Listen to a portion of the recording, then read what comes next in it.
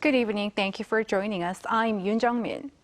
Before embarking on his trip to Indonesia and India for the ASEAN and G20 Summit, South Korean President Yoon Suk Yeol doubles down on the need for concerted global efforts, including that of China, to counter North Korea's nuclear and missile threats. He is expected to hold separate meetings with leaders from more than a dozen different countries.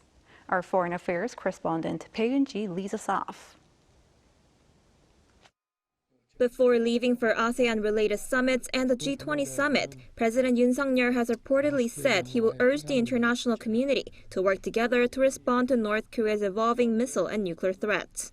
In a written interview with AP News on Monday, Yoon said he will especially use the G20 Summit to highlight the need to actively deter the regime from carrying out illegal activities, such as stealing cryptocurrency, dispatching workers overseas to earn foreign currency, and facilitating maritime transshipment, which are the main funding sources for its weapons development.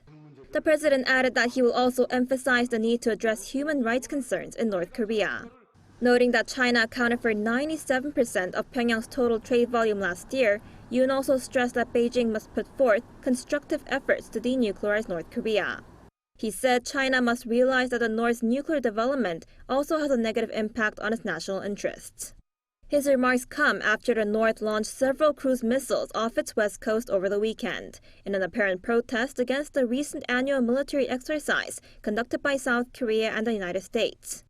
It also comes as he is set to travel to Jakarta for 4 days starting Tuesday, to attend a series of summits scheduled on the sidelines of a meeting of ASEAN leaders.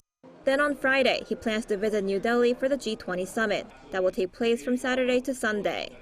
A senior official from the presidential office told reporters on Monday that throughout the upcoming summits, Yoon will hold bilateral meetings with the leaders of 14 countries, and that the office is also scheduling meetings with 6 more. But the official added that China is not one of them, as the country has not said its leader Xi Jinping will attend the G20 Summit this year. Bae Eun-ij, Arirang News.